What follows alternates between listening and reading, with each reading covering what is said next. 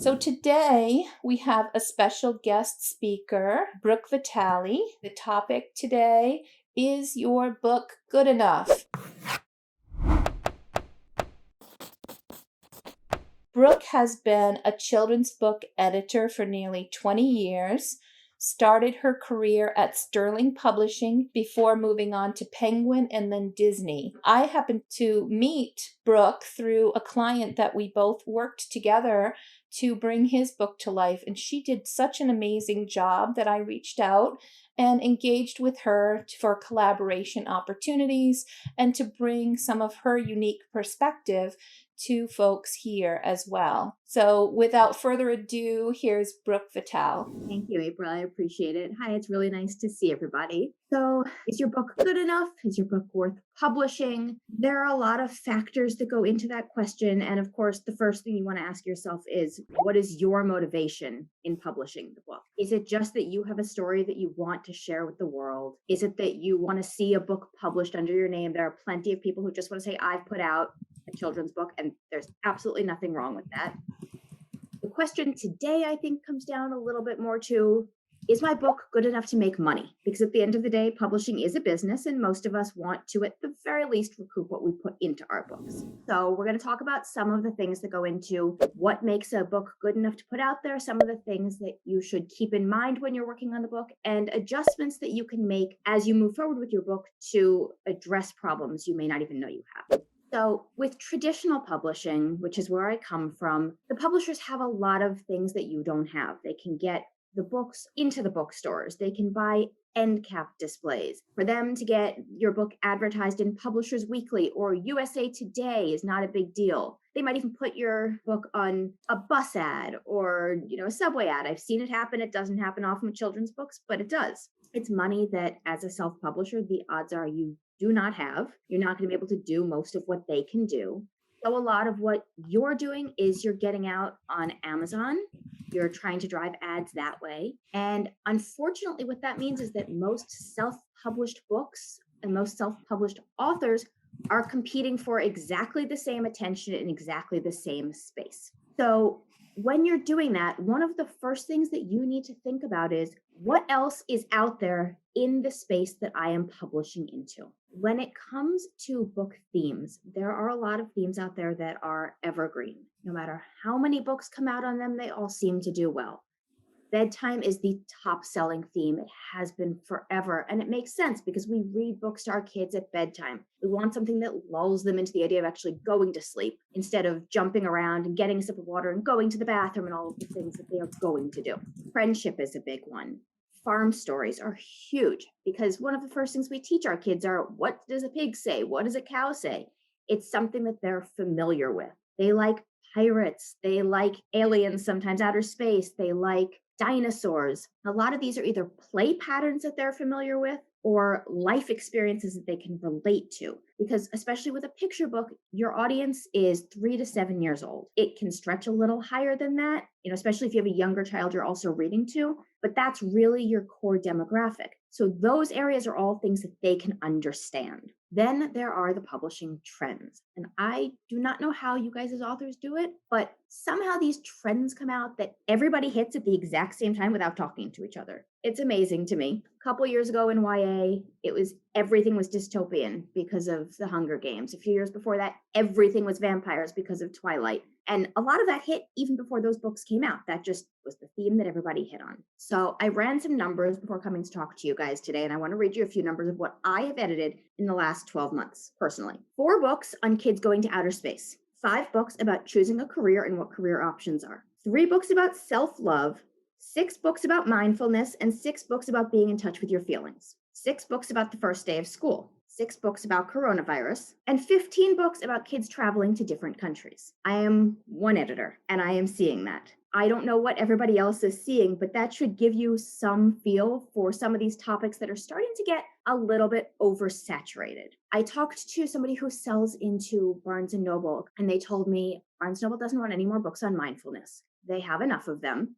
They would like to see a book about a happy-go-lucky kid, please. Can they just have a kid having a fun adventure? Because they've got enough in mindfulness, they don't need to see any more of it. So that's not to say that in these spaces, there isn't room. There absolutely is room, but you need to find a way to make your book unique. What is it about your story that is setting it apart from everything else that's out there? And one of the only ways that you're going to be able to figure that out, honestly, is to do your research. If you were reaching out to an agent or a publisher to publish traditionally, you would want to know comp titles in sending out your query letters. You need to do the same thing as a self-published author. You need to go online. You need to see what is out there, and you need to find out what's coming. We are part of a very big Facebook community that likes to talk to each other. You guys all love to share what you're working on, talk about how to do things. Go out there and ask, who's publishing a book on trucks this year? Who has a book coming about dinosaurs? You're going to get a lot of answers. You're going to get answers on when people are publishing it. That's key too, because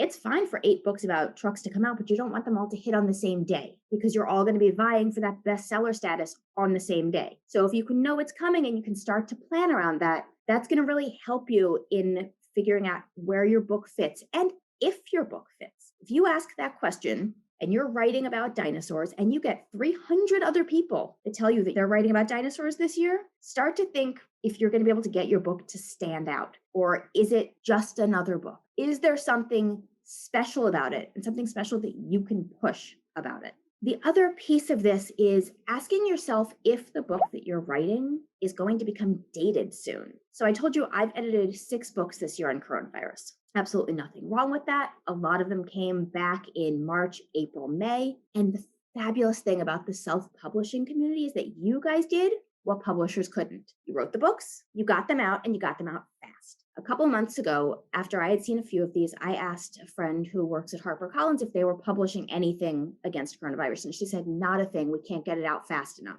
It'll take us 2 years to get these books done properly and get them out, and it will be over by then. So there's space for you guys when these trends hit to get on them and get your books out, especially if it's something that you feel passionate about. But you need to know where you are in that window of time. If you're at the beginning of the bubble, that's fantastic. Like I said, 6 books on coronavirus that all came out in April, May, June. That's great. People needed it then. Now we're starting to look at getting a vaccine. We're coming to the end of this. Somebody who's starting one now and isn't going to get it out for 4 months is going to have 2 months of selling time, 3 months of selling time. They're going to have missed the window on it. The thing about whether a book is worth publishing, and especially if you're trying to make money on it, is shelf life. As a publisher, we want something that backlists, something that's going to sell year after year after year. Because once the book is done, it's all about profit. You're not putting more money into it. You're getting money out of it, we hope, other than advertisements. If it's something that's going to sit on a bookshelf for a month, 2 months, and then nobody's going to be interested anymore, you have to ask yourself whether it's worth the time you're going to put into it, whether it's worth the money you're going to put into it, or if you're better to move on to another idea. Now, you might be passionate about it. It might be something that you feel is really important to get out there, and that's totally fine. But keep all of those things in mind as you think about whether the book should be happening or not. And the other thing you might want to think about is if there's a way to extend the shelf life on that. So we hopefully have coming up this year, the Olympics. Kids love the Olympics. Adults love the Olympics. An Olympics book might sound fantastic time to them. But as soon as the Olympics is over, there's nothing left to sell. But a book about a sports competition, a book about a specific sport that's going to happen in the Olympics this year, that's going to have a shelf life that can continue to live. It's going to have a shelf life that 2 years from now when the Olympics come back, 4 years from now when they come back, it can always backlist and you can come back out with it and say, hey, here we are, here's this thing, and it's still relevant today. So keep in mind the relevance. Keep in mind if you're putting something out that by the time it's out, you can't do anything with it anymore. That moves me to my next point, which we were talking about the Olympics. If you put out a book on it, the Olympics is your hook on that book. That's your tie-in. Whatever you're publishing, it should have some sort of hook to it. What is your book tied to, and who is your audience? Make sure you know the answer to that question. I know that we all want to say my book is for every child who loves to read and every parent who loves to read to their child. And that is a lovely sentiment, and it is not at all true. If I hand a book about dinosaurs to my 3-year-old son, he just doesn't care. If I hand a book about ballet to him, he's interested because he likes to watch pirouettes. So you need to know who your audience is. If you don't have a target audience for your book, that's a problem. And part of the reason that's a problem is because you cannot develop a marketing plan if you do not have a target audience. Going out and putting out ads on Facebook and on Amazon is fantastic, but again, you're all hitting the same audience. So you need to know who you're targeting so that you can go out and hit that targeted audience. If it's a book about outer space, are there science centers that you can go out to and you can talk to them? If it's a book about mommy and a child, what parenting groups can you hit that are going to really target that? I've seen books come through about children with certain disabilities. What groups can you hit that are really interested in finding books that are about children like that because they're looking for books their own child can relate to? The more focused your book is, the more likely it's going to be a book worth publishing because you're going to be able to find the audience that you're looking for. And it's not just going to be throw it out there. The book looks pretty okay. I'll give it a shot. You also want to give a little bit of thought to where and when your book sits on a bookshelf. I know right now a lot of your books are being sold online, but if you're really going to be a successful author, you want your book to sit at Barnes & Noble or Target or Walmart or wherever else it is that books are being sold. So give some thought to how those bookstores are arranged. If you walk through the aisles, what are the categories that you're seeing there? And I know that April works a lot with you guys on categories for Amazon and publishing, but also walk through a store. Are you falling in one of those areas that a bookstore would know where to put a book? Or are they going to get your book and they're going to say, I don't know what to do with this? Because a book that goes, I don't know what to do with this, you're going to have a hard time getting it in a store. You're going to have a hard time getting that traction behind it. Same thing with when. Is there that promotional moment behind it? Like we were saying with the Olympics, there's a moment. If you have a book about a mom, you're going to hit Mother's Day. If you have a book about a dad, you're going to try and time to Father's Day. Any place where you can really get a strong connection is fantastic. And it doesn't mean that your book has to be all about moms and how great they are. But even that smallest thread of connection gives you another opportunity to push the book out there. I'm not saying change your manuscript to make it work, but be aware of what's out there. We've seen a lot of books in traditional publishing starting to hit against smaller holidays. It used to be that books around Christmas and Easter and Halloween were the only holidays that sold. And these days, that's not the case anymore. Mother's Day, Father's Day, Grandparents' Day, graduation is a really, really big moment for books. And it's one of the few ones where it's a big moment for books, no matter the age range. Every single April, May, June, the number one bestseller on the children's book list is Oh, the Places You'll Go by Dr. Seuss, because it's bought for high school kids. It's bought for college kids. It's got that inspirational message behind it. If your book is inspirational, think about timing it around there because you're going to have that push where people are looking for something to buy, not just for their 4-year-old, but for their 14-year-old, telling them it's okay, you can do it too. The other piece of this, of course, is if your book is worth publishing, it comes down to whether or not you yourself are passionate enough to get the book out there. Unfortunately, the big thing, if you can't market it, it doesn't matter how great your book is. It doesn't matter how fantastic it is. If you can't push and push hard, it's never going to be found. And if you can push hard, if you can put in that effort and you can get the traction, even a mediocre book can do phenomenally well because it starts to get word of mouth. So as you start thinking about, is my book worth publishing? Really be honest with yourself about how much time and energy you have to devote to that side of it. Because as a self-published author, you don't have a publishing house backing you up. You don't have their money getting you on the Today Show. It has to be you pushing and going in the bookstores and going in every local shop near you and saying, I'm a local author. Will you carry 5 copies of my book and see if it sells? If you don't feel like that's a thing that you can do, then whether or not your book is good isn't going to matter. So like I said, be honest and ask yourself that question. So now we come down to the actual content of the book. And I know a lot of you are working on picture books, so that is what I'm going to focus on. Whether your book is worth publishing in a picture book, one of the big questions that goes there is it fitting the criteria of a picture book? Like I said earlier, the target audience for picture books are children ages 3 to 7. That means that the protagonist in a picture book should also be a child aged 3 to 7.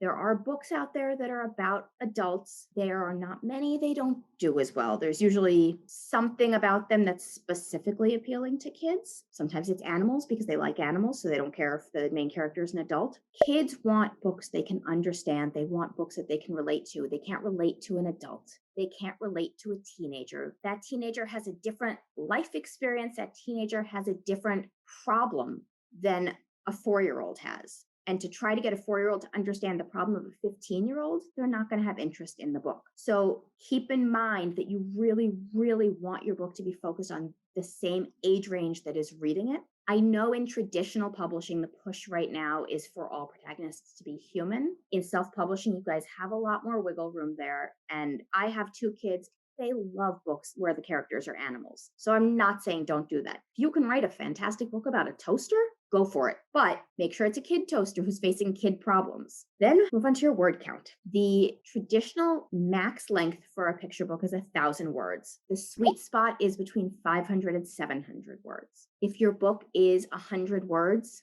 chances are it's really too slim to have any kind of story worth reading. If your book is 4,000 words, there's way too much going on for a kid to pay attention to. And I'm going to be honest, there's way too much for a parent to read at night. If they look through the pages online and see that it's an 8x10 book where the whole book is covered with text, I wouldn't buy it, because I know that bedtime is going to take me 45 minutes, not 20 minutes. And you also want to be able to keep the attention span of a child. 3 to 7-year-olds, they like something for 10 minutes and then they're off and running. So that's why that 500 to 700 word range really makes sense. Now, that's not to say that if your book is 1,300 words, you shouldn't publish it, because there are books that absolutely need to be that length to tell the story that needs to be told. And if the book is reading smoothly and if it's compelling, then you're fine. But most books I see that are coming in at 15, 16, 1,700 words have giant sections in them that don't belong there. And you could really do a much better job of trimming the book down. So look honestly at your word count and look honestly at whether everything needs to be there or not. I spoke a little bit earlier about making it also a subject that kids can relate to. Again, you want to go for something a little heavier, go for it. You want to make it a picture book about bullying in school? I've seen them done, and I've seen them done very, very well. But there's a difference between somebody name calling in school and somebody pushing, shoving, and driving a child to the point of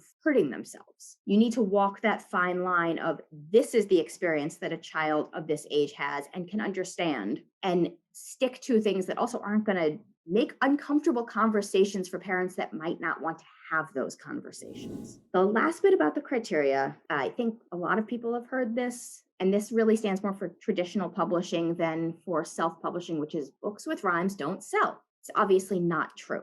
Books with rhymes sell very well. The problem is that most books with rhyme aren't done properly. So if you want a rhyming book, go for it. But your rhyme has to be impeccable. Your meter must be perfect. Because if I'm reading a book and I keep tripping up every other page because the meter's not right, I'm going to put it down and I'm not going to recommend it to anybody else. You want something that's lyrical. You want something that flows smoothly. Do not be the only person, if you're working on a book that rhymes, to read it. Get it in front of many, many people who can find the problems with it, because guaranteed, no matter how good you are, there are going to be problems with it. And you need to work all of those out. I myself have written dozens of books in rhyme, and my editors have sent them back with dozens of changes. As an author, you're too close to see every bit of it, so get spare eyes on it, because that, with a rhyming book, is the biggest thing that can make it not worth publishing, is not making sure that it's done as well as it can possibly be done. So that brings me to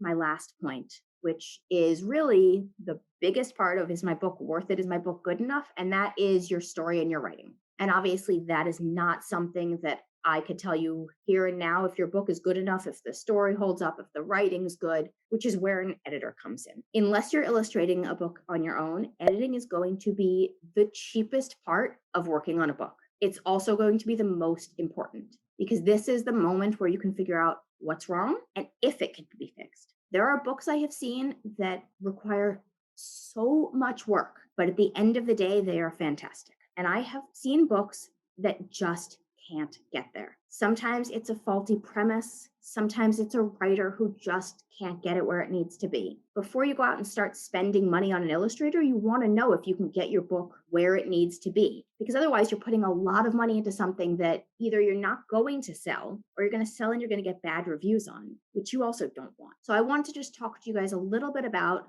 the editorial process. I know a lot of you have gone through this program with April. A lot of you are working with other writers, so you know how at least it starts, which is that you're going to write it and then you're going to revise it and revise it and revise it and revise it, and then get it in front of your fellow writers. They are your first barrier to telling you whether your story has any merit, because you're all doing the same thing. You all understand the market together. You all understand what goes into story writing together. And you're a great avenue for support. You're a great avenue for finding solutions because you're all creative thinkers. So you may be stuck, but somebody else goes, oh, well, of course the answer is this. And you go, why didn't I think of that? So use your fellow writers, bounce ideas off of them, take their ideas, revise your book. And then once you feel like you have done everything you can do with your book, or you cannot stand to look at your book for another second, go out and get yourself a professional editor who is going to tear your book apart. And I say that in the kindest way possible, because as an editor, it is our job to find everything that is wrong with your book,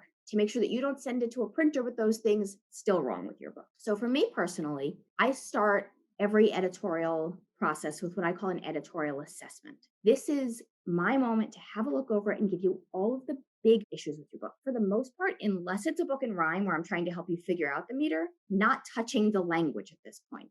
I am looking for things like, is there a plot hole that needs to be fixed? Is there a moment that doesn't make sense? Is there a scene out of order? Is there a scene that you don't need? Which in a long book is usually the case. There's usually something there that can be completely cut out.